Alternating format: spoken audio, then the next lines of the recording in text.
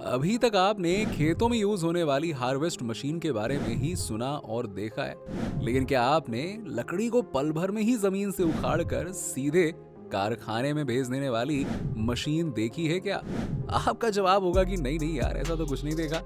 लेकिन क्या आप जानते हैं, ऐसी मशीनें जिनसे लकड़ी के फर्नीचर बनाए जाते हैं, आपने लकड़ी के फर्नीचर पर तरह तरह के डिजाइन तो जरूर देखी होगी, और ये डिजाइन इतनी गजब की होती है कि आप यकीन नहीं कर पाएंगे कि ये मशीनें फर्नीचर पर अलग अलग तरह की डिजाइनें कैसे बना लेती हैं। आखिर ये मशीनें कौन सी होती हैं और कैसे जंगल से पेड़ को काट कर लकड़ी पर नक्काशी तैयार की जाती है, ये सब कुछ आज हम आपको इस वीडियो में दिखाने वाले हैं। तो बने रहिएगा हमारे साथ इस वीडियो में एंड तक। Komatsu forest machine. वैसे ये मशीन किसी एलियन से कम नहीं लगती है। आकार में बड़ी और खौफनाक तरीके से बड़े और विशाल पेड़ों को पल भर में ही जमीन से उखाड़ कर नीचे पटक देती है, और ये काम ऐसे करती है जैसे कोई इंसान कुल्हाड़ी से कर रहा हो। वैसे ये आपको जेसीबी की तरह नजर आएगी और ये आसानी से जंगल के किसी भी कोने में जा सकती है। आज के टाइम में इस मशीन का काफी ज्यादा इस्तेमाल किया जाता है, क्योंकि ये कुछ ही घंटों में जंगल को पेड़ों से मुक्त कर सकती है। अब आप ये जानकर हैरान रह जाएंगे कि सिर्फ पेड़ों को जमीन से अलग ही नहीं करती है, बल्कि उसके टुकड़े टुकड़े भी कर देती है, और इसी के साथ ही पेड़ों से टहनियों और पत्तियों को भी अलग कर देती है। यानी कि सारा काम कर देती है। आप तो बस बैठ के देखो और आपको बाद में लकड़ी के बड़े बड़े लॉग यानी कि गट्ठे दिखाई देते हैं। यही तो चाहिए था, और इसके लिए आपको बस इसे कमांड देना पड़ता है। यहाँ पे आप देख सकते हैं कि कैसे ये पेड़ को काटती है और फिर आगे का प्रोसेस करती है। ये काफी ज्यादा लंबे पेड़ों को ऊपर से काट सकती है, क्योंकि ये अपने ट्रंक यानी कि आगे के पार्ट को कम या ज्यादा कर सकती है। Log debarker machine. इस मशीन का यूज इसके नाम से ही पता चलता है, फिर भी हम आपको इससे रूबरू करा ही देते हैं, वो भी डिटेल्स में। वैसे इस मशीन का इस्तेमाल लकड़ी के बड़े कारखाने में किया जाता है। अगर आप इस बात को नहीं समझे तो कोई बात नहीं, हम समझा देते हैं। आप आरा मशीन से जरूर परिचित होंगे, और वहां पर आपको इस तरह की मशीन दिख जाएगी। अब ये मशीन आकार में बड़ी होती है और इंडस्ट्रियल पर्पस से इसका इस्तेमाल किया जाता है। अब जब बड़े बड़े लॉग को इस मशीन में रखा जाता है, तो इसमें लगी चैन कन्वेयर बेल्ट की मदद से मशीन में लगी धारदार ब्लेड के द्वारा लॉग को छीला जाता है, जिसे आप यहाँ पे देख सकते हैं। कितनी आसानी से ये बड़े से लकड़ी के टुकड़े को छीलती जाती है, और कुछ समय पर लकड़ी के ऊपर की परत को खुरदुरी होती है वो हट जाती है, और इस तरह से लकड़ी का ये लॉग स्मूथ हो जाता है, जिसे बाद में मशीन से चीरकर चौकोर और गोल पटरों में अलग अलग कर लिया जाता है, जिसका इस्तेमाल फर्नीचर बनाने में होता है। Hydraulic log splitter.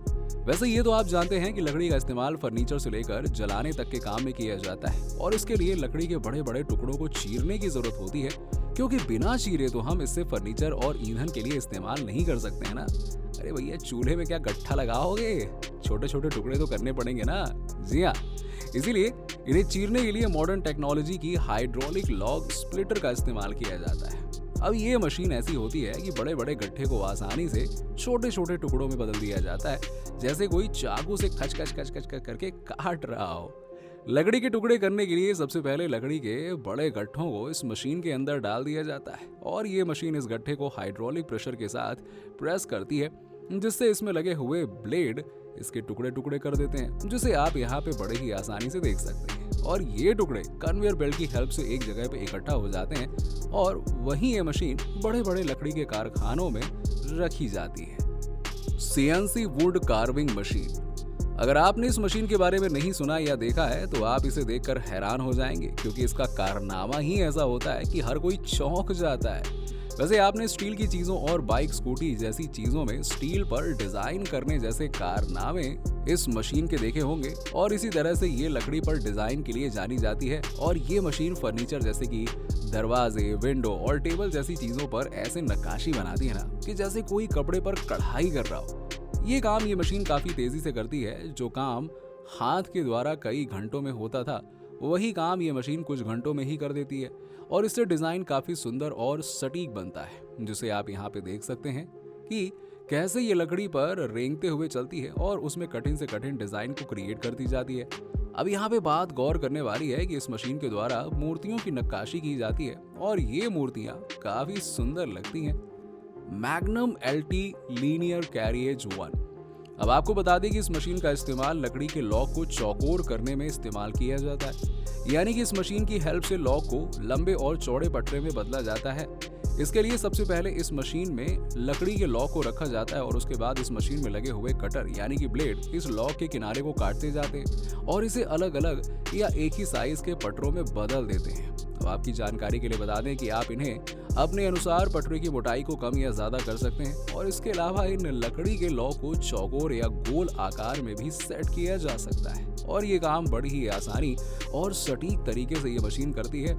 अगर आप अपने घर के लिए पल्ले या दरवाजे बनवाना चाहते हैं तो आपको इस मशीन की जरूरत पड़ सकती है और इसके लिए आपको आरा मशीन तो चाहिए ही होगा ना। यस, जहां पर लकड़ी की चिराई की जाती है।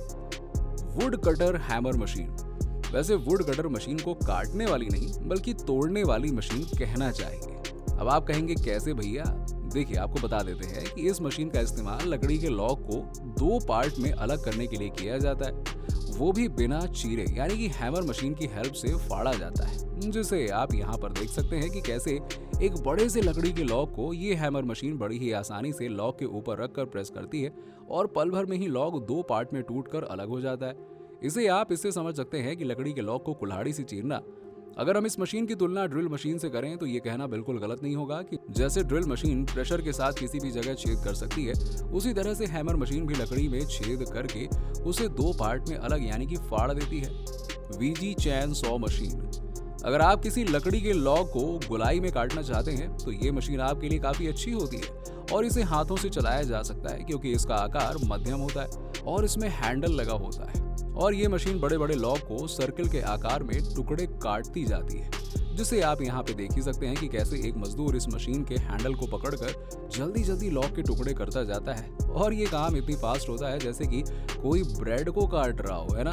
और इसे एक तरह से आप पंपिंग सेट इंजन यानी कि पानी निकालने वाला इंजन कह सकते हैं। इसे कहीं भी किसी घने जंगल या रास्ते पर ले जाया जा सकता है, वो भी मजदूरों के द्वारा। अब आपकी जानकारी के लिए बता दें कि इस मशीन का इस्तेमाल वुड कारखाने के अलावा जंगलों में भी किया जाता है। लस्की प्रेडेटर P56 RX। अभी तक आपने बड़ी बड़ी मशीनों के कारखाने देखे हैं, वो भी पेड़ों को काटने और उन्हें चीरने में, लेकिन ये मशीन कुछ अलग ही है। वैसे ये छोटी है मगर खोटी भी है। जी हाँ, अगर आप नहीं समझे तो आपको बता दें कि जब भी आप बड़ी बड़ी मशीनों से पेड़ को जमीन के ऊपर से काट लेते हैं और नीचे का हिस्सा यानी कि जड़ तो बची जाती है और इस जड़ को जड़ से खत्म करने के लिए इस मशीन का इस्तेमाल किया जाता है। अब आप कहेंगे कि आखिरकार ये कौन सी मशीन है जो जड़ को जमीन के अंदर ही जड़ से खत्म कर देती है? ये कैसा मामला है भाई?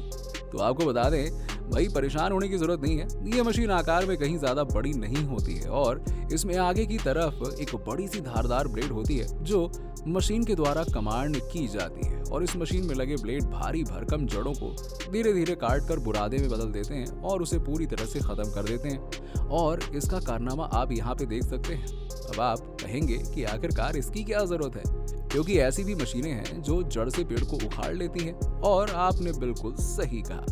लेकिन कुछ पेड़ ऐसे भी होते हैं जिनकी जड़ बहुत ज्यादा बड़ी और मजबूत होती है, उसे उखाड़ना इन मशीनों के बस की भी बात नहीं होती है। इसीलिए लस्की प्रेडेटर P56 RX का इस्तेमाल किया जाता है। वैसे है ना कमाल की मशीन। तो उम्मीद करते हैं कि इन मशीनों के बारे में जानकर आपको अच्छा लगा होगा। इन मशीनों में से आपको कौन सी मशीन सबसे ज्यादा गजब की लगी, नीचे हमें कमेंट बॉक्स में कमेंट करके जरूर बताइए और चैनल को सब्सक्राइब नहीं किया तो वीडियो को लाइक करके चैनल को सब्सक्राइब जरूर कर लीजिएगा और हाँ, बेल आइकन को भी दबा दीजिएगा। चलिए मिलते हैं आपसे अगले वीडियो में, तब तक के लिए ध्यान रखिए।